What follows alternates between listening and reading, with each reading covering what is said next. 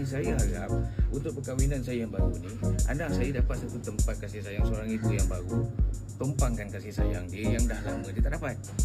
Tapi kenapa benda ni berbalik? Dia buat satu agenda untuk serahkan anak saya pula ketika saya berada di Sungai Buloh. Dia nak serahkan kepada isteri saya. Ini buktinya. Mak saya tolong selamatkan. Kita nak jaga lelaki ni. Itulah. Ini yang sebenarnya netizen. Saya ni malas sebenarnya nak bercerita. Orang akan cakap saya itu, saya ni. Tapi kan saya cakap ada ni plot twist itu. Inilah antaranya. Tapi bila dah melambatkan, buang masa saya, buang masa lawyer saya juga untuk nampak. Ini 3 bulan ni sepatutnya tak tahu apa cerita. Dia tiba-tiba dia fly lah. Takkan saya nak kena doakan kapal terbang dia. Bukan saya. Tapi kita nak settle as a hukum. Ini kalau kita lampirkan dalam surat amalan awal,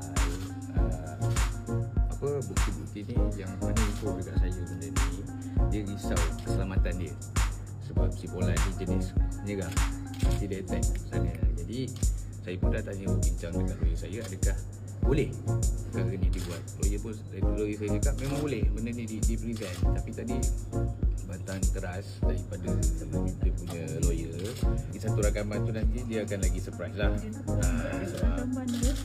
Benda ni macam ni lah. Saya apa pun hal aib rumah tangga kan, saya kena bercerita semua dekat social media. Walaupun dia atas saya aibkan je lah, itulah inilah pelbagai. Tapi yelah, alhamdulillah saya pun Allah utuskan satu lawyer yang memang banyak bagi cara macam mana nak bertindak dengan makhluk seperti ini. So inilah yang berlaku. Dan memang kita nampak lah tadi dua-dua hilang darah. Jadi maksudnya berlaku situasi tegang kat dalam tu. ada ketegangan. Masih bukti dikemukakan tu dalam bentuk audio lah tadi. Audio.